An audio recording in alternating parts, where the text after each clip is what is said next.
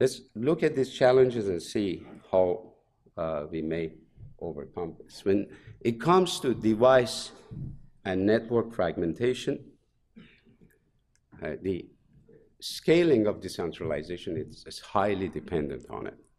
The only feasible way of doing this is to create a platform at the application level. Let operating systems remain, the networks evolve the way they do, and then you build decentralization at the application level. So you make sure that the devices, nodes can discover, connect, and communicate with each other at the application level. Then you're completely independent of the evolution of networks, evolution of operating systems. The other big challenge of decentralization is increased uplink traffic. Now, this is the traffic going from edge devices to other edge devices or edge devices to the central cloud.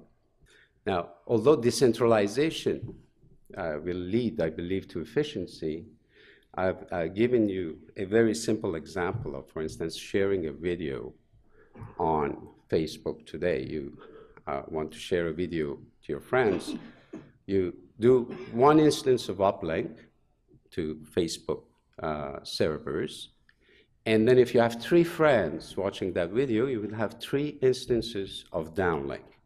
If you decentralized and turn every device to a server, then you would have 3 uplinks, assuming that none of these nodes were behind a firewall, you never went through a central entity, then you would have 3 uplinks. So once decentralization becomes very common, then the uplink traffic goes up quite a bit. And that's one thing to consider, for instance, in design of 5G systems. It's best to not assume, please do not assume anything on the traffic in the future. Make sure uplink, downlink traffic can be adjusted. But one of them, they don't want to go sideways. One of the good reasons to consider, for instance, TDD instead of FDD or even full duplex communication. The other challenge of decentralization is non-persistent nodes.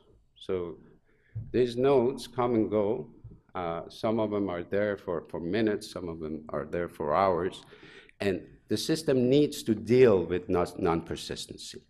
That means very agile application level coordination of these nodes. Whether you pick a super node, for instance, you got to make sure that there's some persistency and you can replace the super node quickly without disrupting communication. So these are all challenges that can be overcome. In fact, in our company, we have done a lot towards building a platform, and we've now opened it up to developers. We built a fabric for this. We don't claim that we're going to be the company that is going to make decentralization happen, because these days, these things happen in an ecosystem with a lot of people participating. And whether this happens or not, it depends how many developers actually participate and start developing solutions in a different way. But what is clear is that decentralization is the future. You know, with internet, we made a lot of gains. With mobile internet, even more gains. The benefits are amazing. The impact on GDP, the impact on freedom of information, access to information, access to education. By no means do I want to downgrade what we have achieved, but it's absolutely essential to make sure that we head in the right direction and provide the ability for choice, consent, and control to the consumers. That's the only way that we are going to achieve digital freedom in the future. Thank you so much.